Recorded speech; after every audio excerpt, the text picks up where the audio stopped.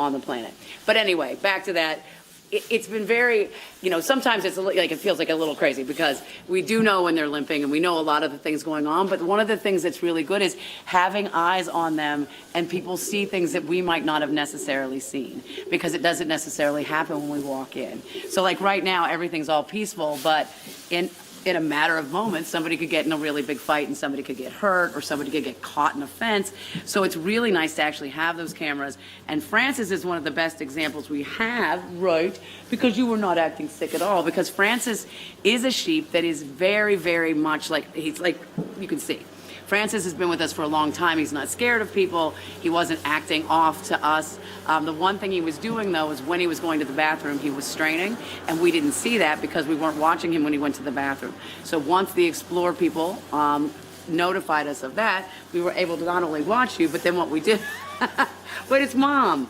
It's my mother. No, it's Cynthia. Is it Cynthia? I guess I couldn't see her. So Cynthia is Bruce's mom. Note that she really is so thankful that we got her son out and brought her with us. I haven't seen you for a couple days. What? Follow-up question about Francis. Oh, yes. Why is his mouth yellow? That's the medication that he's on. So that's actually keeping the urethra front. He has pain in his urethra right now. Urethral pain. And he actually had to have a surgery on his bladder to remove the necrotic tissue. And he also had to have a surgery on the urethra. And he had to have stones removed. So these guys are very sorry, baby. But all of these guys are, especially the neutered males, are very prone to stones if something changes in their diet. And we actually heard that a lot of sheep, because we rarely have that with sheep. That's usually a goat thing. But we rarely see that in the sheep. I think we've had it twice.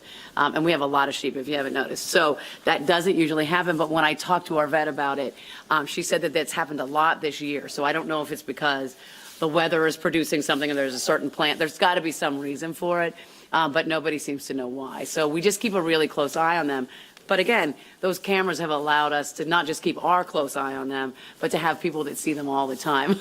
And if the camera's moving, it's because Cynthia, who's just rubbing my face, was just rubbing the camera. She's better together. So do all these sheep come from the same place or from different places? Oh, they come from everywhere. So I can tell that every single animal in here has a story, and I know every story. Francis was an actor. It's hard to believe. Look at that. So Francis was actually in a play as a lamb. They wanted a live lamb in a play, so they went to a farm and they got Francis and his sister, who was going to be the stand-in in case somebody got cold feet or something and didn't want to act. So he had a stand-in and everything, and they lived at a vet clinic, and then they went to the play, and they went to the rehearsals. They were very, very... You're just such an actor. So they were like really sweet and cute, and everybody fell in love with them. And the people that were using them in this play did not realize that they were going to go back to the farm and be slaughtered. So they got really upset. And so they begged the person that gave them the sheep to use for the play to let them live if they found them a home. So they called us. Your acting career ended, and now you're here. So after his acting career, he and his sister moved here as babies, and he's just spectacular. There's nothing, every one of these animals has such different personalities, but Francis is, it's hard to explain Francis. He loves everybody. He really is goats fall in love with him too, and I'm not really sure what attracts goats to him, but he has a lot of goat girlfriends. You do. Clarabelle. Need I say more? So he has a tendency to get, everybody loves him. The goats love him, the sheep love him. He's very laid back. He doesn't try, even though he's big, he's never like attempted to be like in charge. He's not a bully. He's just very kind. Look, oh, I know you are. And he's the favorite of the camera guy. Yes, you are. So when Luke is filming, he usually won't let Luke alone, but I haven't seen him since he got back from the hospital. No, I haven't, because I've been traveling too.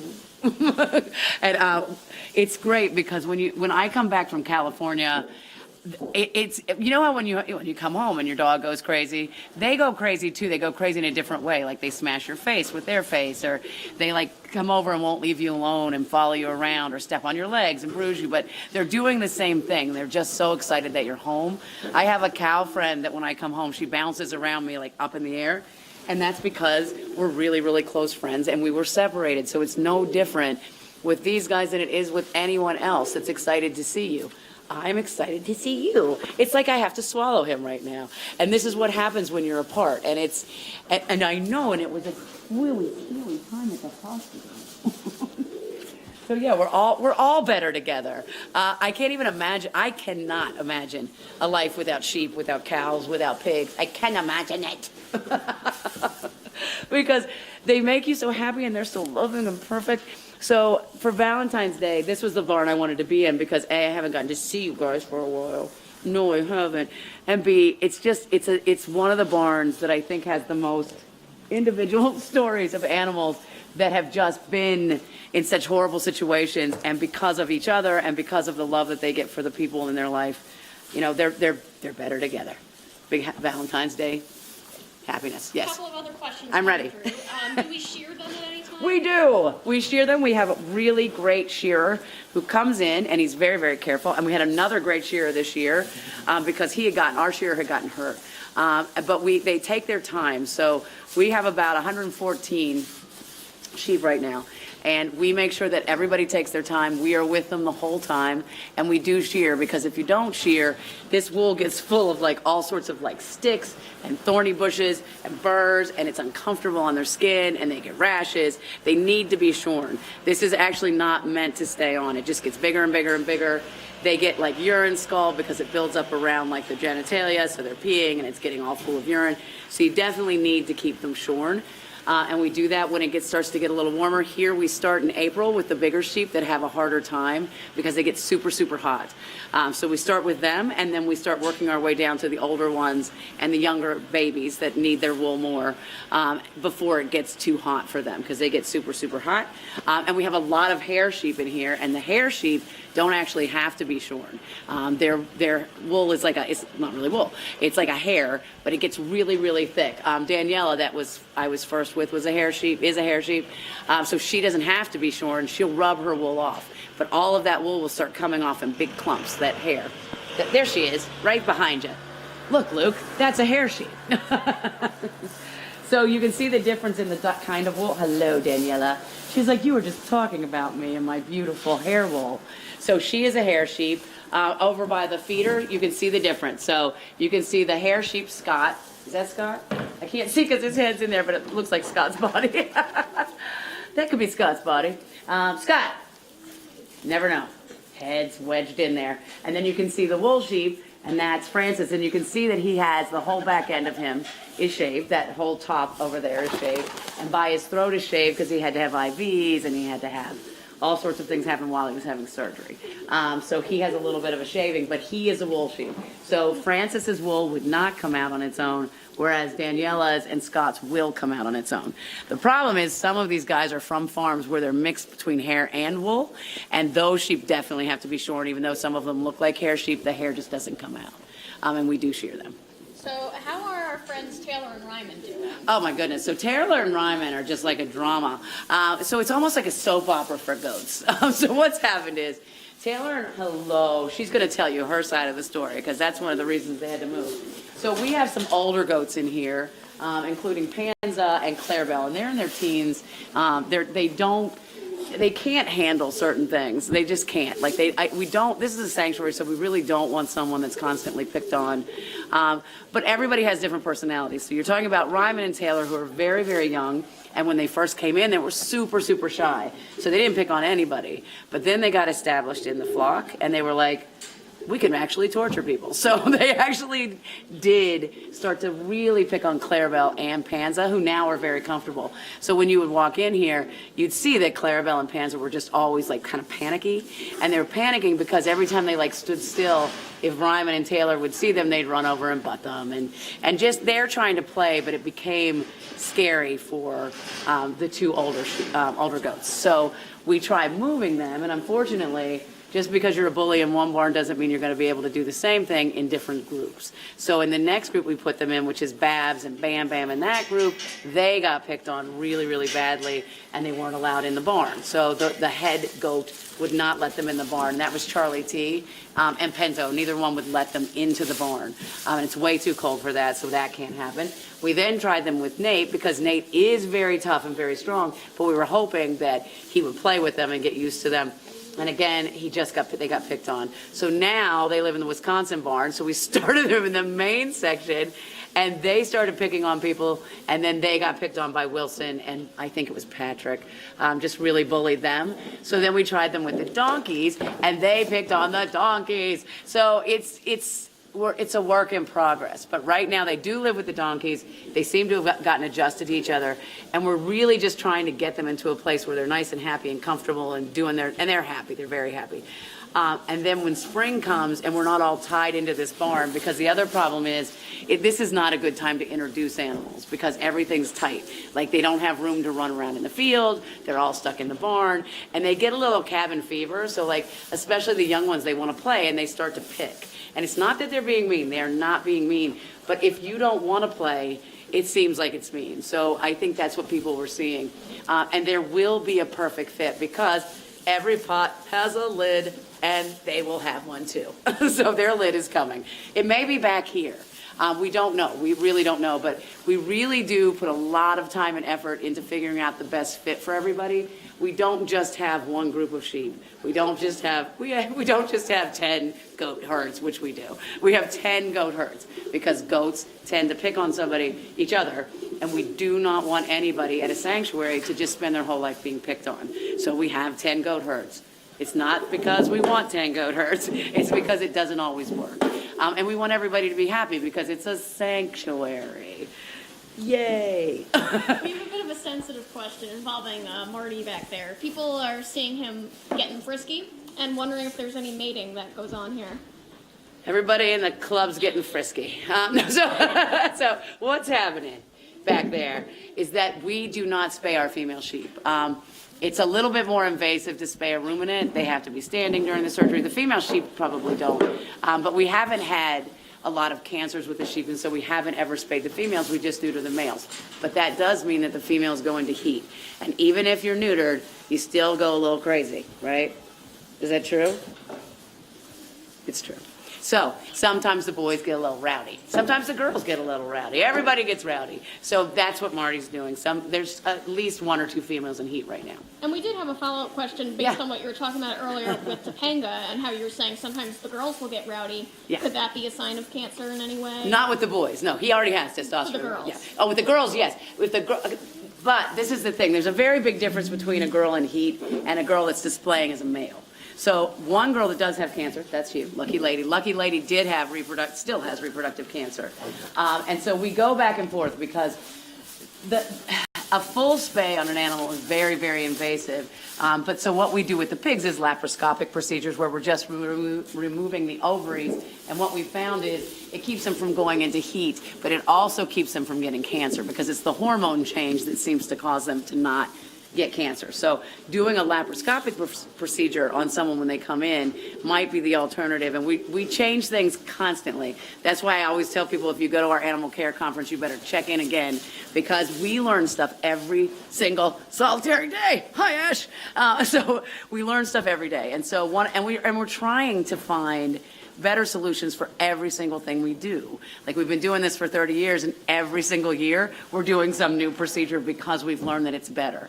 So when we learned about the pigs, because pigs have a tendency to herniate after you spay them because their body wall is really weak, and they're also growing really fast. So when you do a full spay on a pig, especially a young pig, they'll start to herniate, and that can be really dangerous, but it also usually requires multiple surgeries, and it's very, very invasive compared to doing an ovarectomy where they're just taking a laparoscopic, like cameras in, finding the ovaries, taking them out, everything's great. So laparoscopic is totally different and less invasive, and that's what we want. So we want less invasive with everything we do. We don't want to put them through a lot.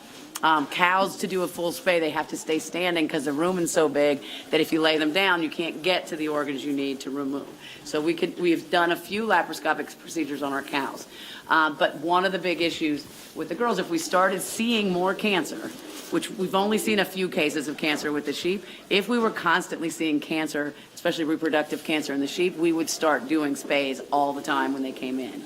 But we haven't. With the pigs, almost every female pig that we had when I first got here, we have 40 pigs total, 25 were female, and of that 25, the majority did get cancer by the time they were 6. Once we started spaying and doing laparoscopic procedures, they don't get reproductive cancers. So that's why we do it. God, I just went off on a tangent. Hi. Can you tell us another Better Together story? Because people are seeing Connie snuggling up against Ash right here. This is Better Together. So Connie, that's a lovely story. So it's a long story, but let's just settle back. I'll tell you a story about these sheep. So we did a rescue at Painted Meadow Farms, which was a long time ago, and at that rescue there were hundreds of sheep. I think there were like a couple hundred sheep, and we had offered to take, because we couldn't take all of the sheep, but we offered to take a huge chunk of the sheep and all of the goats and all these different animals. And when we got there, because we had taken all the birds out, when we had gotten there, we found out that the local group that was working on it kind of just gave them away to farms. So a lot of them went to homes where they weren't supposed to, but where they ended up breeding them and, using them for production, which is not what we do. So, and that happens a lot. So just so everybody's aware, it's very difficult to get farm animals off of farms when there's a cruelty case. And a lot of times they are auctioned off, they are sent to slaughter, or they are given to people who do have other animals that are in food production. The numbers are really high. A lot of them don't want to deal with it. The farm where they originally came from, there were over 600 animals on that farm, so it was very overwhelming, and there weren't a lot of places to put that many animals. So when we got there, we took the animals that were left. We took the remaining animals, and then a year later we got a call because one of the places that took animals from that farm were now not giving them shelter. So we had to go get them, and if you watch any of our videos, I love you too. If you watch any of our videos, we have a video where we're sled riding sheep down a hill because you were stuck on a hill. You were there, weren't you? Because they didn't have a shelter, but they were way up on this hill, and the only way to get down to the road was to take them on our laps and sled them down the hill. And there was a creek at the bottom. It was just a nightmare. So that is where we got Ash and Connie. And when we got home, we took all the sheep. So when we got home, we realized who was a mom and who was a son. And so Connie's son is this guy, Ash. And both of them, especially Ash was terrified of us. So when we would come in, Ash would dive over all the other sheep and land on top of them to get away from us. And as you can see, that has changed dramatically. But what happened was they were in our ISO area, and one of our caregivers named Dana fell in love with Connie, the mother. Really loved Connie. I just got shat on, by the way. Sorry about that word. I got some poop on my head. Happy Valentine's Day. So anyway, back to my story. She fell in love with Connie. Connie fell in love with her, and when that happened, this one fell in love with all of us because he realized that people were really nice, and we gave them shelter. So that is where Connie and Ash came from, and that's their Better Together. Joel is also from that rescue, but he's from the original one. He actually wasn't from the one with the snow. We got him from the original rescue, right? Right, and he didn't like us either. Oh my God, I'm being killed! We have a few questions about I'm ready. the calves that we just took in. Yay! They're doing okay. They've got problems. They are. We've gotten a lot of feedback, actually. We actually got feedback that they were like, they can't be starving because they're pooping, and that is true. They are malnourished. That's very different. So what that means is they were eating, I think they were eating straw. So they were eating something, because what happens is, there's so many farms, and I think we've probably covered this in a lot of places, but most of the small dairies here are closing, and the big dairies are not. So these small dairies cannot compete with the large dairies, and it's very, very difficult for the transition to happen. And so you want to help with the transition, obviously. I wish we could, give them all something to do. But a lot of people don't want to make that transition. So they're trying and struggling and not having money and really trying desperately to keep going. And as that's happening, sometimes the animals are not getting the care that they need. I've had there's been so many times when we've gone in and the farmer has actually said, we were just hoping we could make it until grass season because they ran out of money for hay. That has happened a lot. And so when they can't compete, the smaller farms, who used to be the ones that took care of their animals much better, which they do, it's not the case now. It's because they cannot compete with larger farms that that are, keeping animals in an industrial setting. They just can't. And so the care goes downhill quickly because when you provide care, the money that you're putting into the care takes away from the money that you're making as a profit. So this was the case in this case. So outside, before we got there, we were actually called, and the mothers were already gone. Like they had already sent them off to auction. Nobody asked us to take the mothers. When we found out there were mothers there, we asked if we could take them, and they were already sold. They're done. And it's sad and it's horrible. And we had a really hard time with that because when we were there, we found out that all of the babies that we were taking, plus all of the babies that died, were from the mothers that had been outside. So I never even got to see them. None of us did. But this is not an unusual rescue for us to do, unfortunately. It's one of the rescues that we do. We did this a couple of years ago with Stanton's group. We had animals that drowned in their own feces. Like, it happens. And so right now, we don't know exactly how they are. They have a big skin problem. It could be just like the skin could be keratinizing. So it could be because they're lacking vitamins and minerals. It looks like some of them have mange. None of that has been completely diagnosed yet because you have to do skin scrapings. We actually have to have a biopsy on some of them. Something's really wrong with the skin. That's number one. Number two, they are malnourished. They have soft, really long hooves. They do not look good. They're not healthy right now. One of them spiking a fever. He's going up to like 104, 100 and something. I don't remember what they even said this morning. But they are getting better, and they will come back really soon. Most of their care is going to be done here. But what we have to do, because we don't know when we take on a rescue, is if they have a disease that could hurt our other animals, and there are a lot of them. So the very first thing we do is, if we can, we run just blood work here. But because we didn't know what the skin condition was, it's almost impossible, even in a quarantine situation, not to bring something into another barn when you've worked in one barn. We just don't want to risk our animals here, so we get a lot of the testing done before we bring them back here. And that's why they went straight to Cornell. So right now, they are stable. That's the good news, because you have to remember that we went into a farm where there were 7 dead and 4 alive, and that's not good stats. So one of the things you always have to worry about is, did they die from a disease, or did they die because they were malnourished? I think they were malnourished. I think everybody thinks they were malnourished because they were eating what looked like straw. So there is no nutritional, it's like what this is. There's no nutritional value to this. It will give them bulk, and they will go to the bathroom, but there's no nutritional value. And I think that's what happened. And the skin thing we're definitely trying to figure out, because it bothers them, and it's destroying the hair, and they also need baths. There's lots of things that are going to have to happen with these guys, but they will be coming back. There are 3 girls and 1 boy that are going to come back here. And but they are stable right now, and we just have to give them a couple more days and wait till some blood work comes back. We need a couple other special requests to see some friends in the barn. Okay. People are asking about William. They want to see Adriano. Somebody wants to send their love to Calvin. I shall do that right now.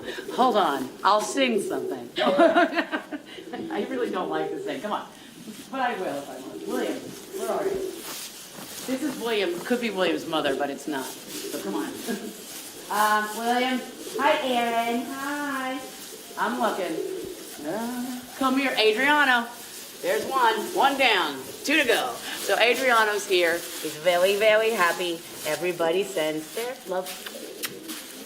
Joel wants to also get love. And let me see if I can find William while I'm down low. Hello, Colvin. This is Colvin. He's very happy. Mason. Tracy. Has anybody seen William? Is his head in the hay? Has anybody seen Calvin? Sam, you look for Calvin. I'm going to look for William. William.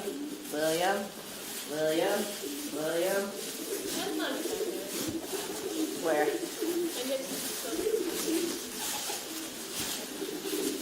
No, that's Joanne. We're looking for him. I swear to God, he's here.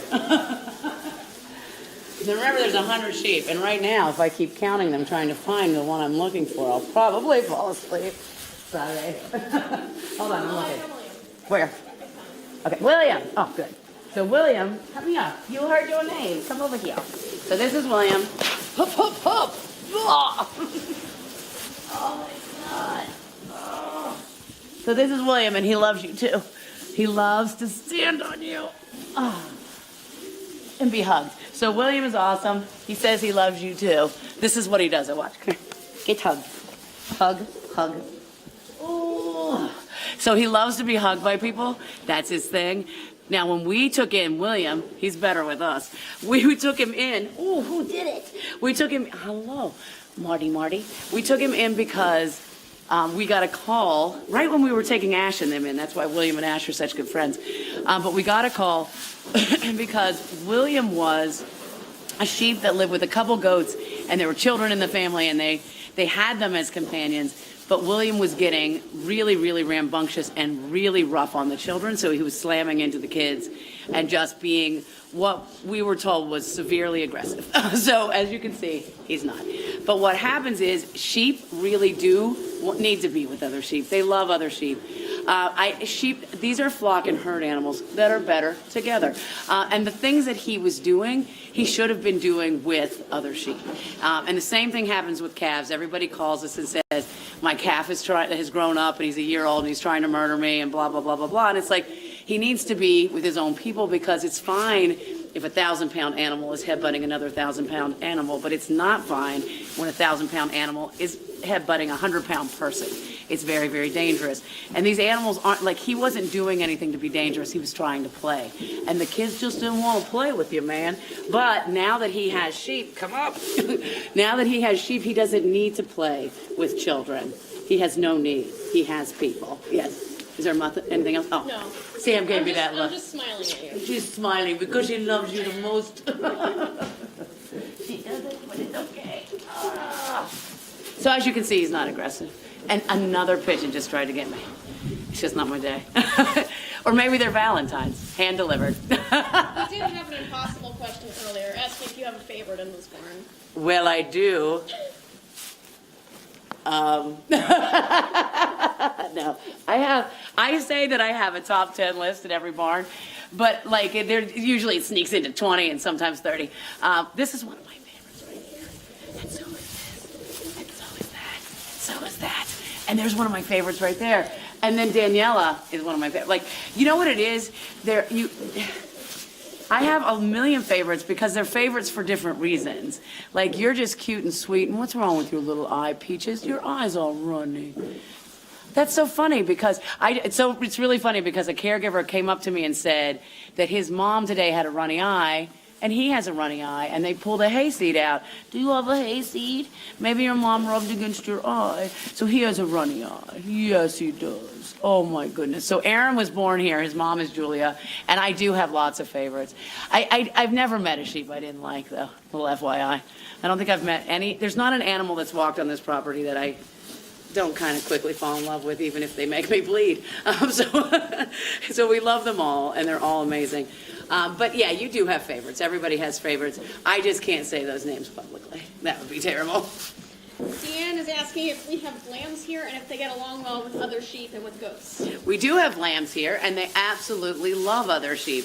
We actually have 4 lambs here. It's Harley, Quinn, Kevin, and Sophie, and they're growing up. They're over 50 pounds now. They're not just lambs. They're very like chubby chub lambs, and they would be really happy in here. The biggest issue is that Sophie is so small, and they can be a little rough on each other. Oh, there goes that calf again. They can be a little rough on each other, and they're just not ready to come in here yet. It's just not safe. And the other problem is when a new sheep comes in here, the sheep can be a little rough at first, but they work it out really quickly. The thing that doesn't work out really quickly are the goats that are in here can be relentlessly pushy with especially a young or very fragile small sheep. So we really don't try to put lambs in here unless they're with their mother, because the mother will defend them. There's a good fight going on behind you, too, if you'd like to see it. It's a fun fight. It's 2 ladies, Annabelle versus Matilda. And so they are playing. This is play. See the headbutting? Like getting the stink on, everything's going on. Then they're doing the like, I love you so much, let's just rub faces before we smash each other in the head. So the sheep play, they rub each other, they have all these really cool relationships. And Matilda and Annabelle, again, are from the same farm, but we got them back at different times. So Annabelle was on round 2. So round 1 we got Matilda, and then the Annabelle was placed with another farm that we had to have her removed from too. So she came back after that. So, and it's funny because definitely we got some relatives of the sheep the second time around, and they were really happy to be back together. Another better together story. Exciting. We had a non-sheep related question, but Mark would like to wish a happy Valentine's Day to Finn, and is hoping that he's feeling We were gonna go in with Finn. He's feeling great. We ended up going into the sheep barn today, but I actually think next week we'll go down and you can see Finn. Finn is still very nervous around me and us, not just me, but with people. So we're trying really hard to kind of let him settle in more. We're spending a lot more time with him, but we will definitely go down to the cow barn. Probably next Thursday, so you can meet Finn. He's doing great. He is the cutest little creature on the planet, and he has the funniest nose. So if you ever look at his picture, he's got like a flat face. It's really cool. He's a really beautiful, beautiful boy, and he is really, really happy. His best friends are two older ladies. He loves Grayson, and he loves Gidget, and they're both like over 10. Grayson's like 16, 17. So he really loves them, and he sleeps like really tight against them. And he has all these calves around him, and I think they annoy him. So he's more into adult. It's like those kids that would rather hang out with adults than with other kids. He's like one of them. He's very sophisticated, baby. Did Very, they very get awesome. along with Bonnie, who is his fellow cow in the woods? It was funny because Bonnie actually has been pushy with him. So I'm not really sure if Bonnie's jealous. She's probably like, you smell too much like my old home. I don't know what's going on. But Bonnie wasn't the most welcoming of him, but he's doing great, and everybody loves him. And he's around Sam a lot. And Sam's the head of the herd. Sam's the giant that's in there, the big Holstein. And he really loves Sam. So he spends a lot of time with him. I think he feels safe with him. That's another part of being in a herd. Animals, especially the ones that have been alone and been on the run, are really scared, just lost their family for whatever reason. Once they get into a herd, they're really recreating a family, and they start to feel secure. And that's what we want here.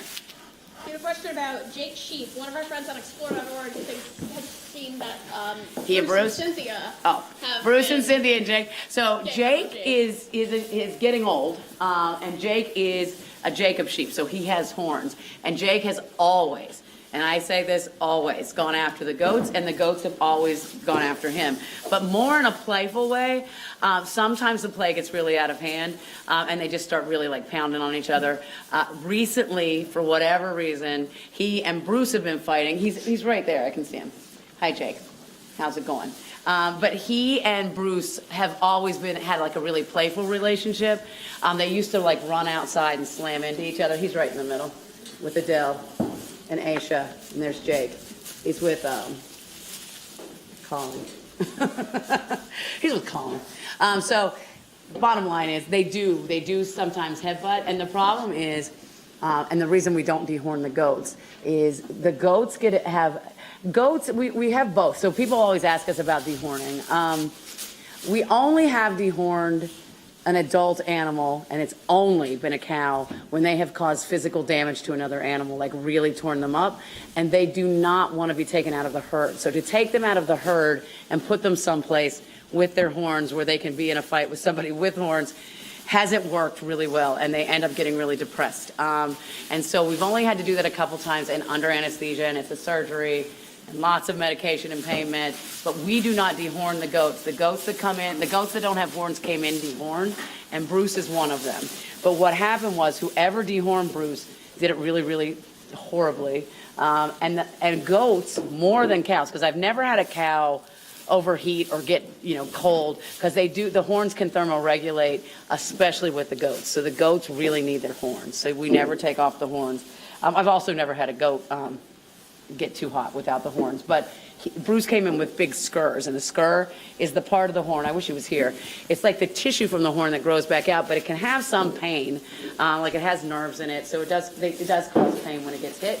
But what he does is he loves to headbutt, and he tends to knock off a scur. And when the scur is knocked off, it actually bleeds. And so a lot of people see the blood, but it's not hurting him because we go to clean him up and he does not care.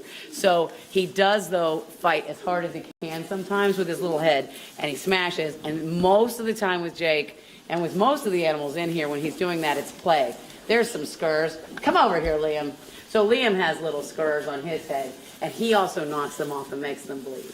And his are closer to being just really malformed horns. They're not as much spurs as Bruce's are. But anyway, that's the play, and that Jake actually does instigate a lot of it, and sometimes Bruce instigates it, and Cynthia just starts by rubbing you in the head a lot, and then she instigates it. But a lot of it's play, and it's just it's good to learn what's play and what's not, because it does seem upsetting. And if you're outside in the summer ever, and you see them like back up and back up and back up, and then run full speed and like launch off the ground when they hit each other in the head, they are actually just playing. Sometimes it's fighting, especially when they're new, but these guys know each other really, really well, so that's not been an issue. Any last minute words you'd like to say about Valentine's Day and our friends in here and how we're all better together? We are all better together. No, Valentine's Day is awesome, and I don't really care about it. It's a lovely day. Valentine's Day is it's a day that you tell people that you love them. It's just another day to show love and compassion. And hopefully you're doing that every day. Don't just do it on Valentine's Day, because that would be really terrible. Candy is good, though. Go for some candy. Vegan candy. The best. But what it does also say is we are better together, and that includes us too. Like, humans are better together. I cannot imagine my life without the people in it. I love them more than life, and I can't imagine my life without these animals as well. So we are all better together, and that's why we have that as our theme for Valentine's Day. Look at this. You know why we're better together? Because I have hands and he doesn't, and he needs somebody to scratch his back. But we are all better together, and we should always, not just Valentine's Day, but love people every single solitary day, including people with wool. So thank you for coming on Valentine's Day. I hope you tuned in on Valentine's Day. We had a lot of questions, which was awesome. I love it when you guys come, and please always tune in. We'll try to answer any questions you have, and have an amazing Valentine's Day. Yes, have a good Valentine's Day. And hopefully you too are surrounded by really happy sheep. Right? Right, William? Happy Valentine's Day. Oh, sorry, sir.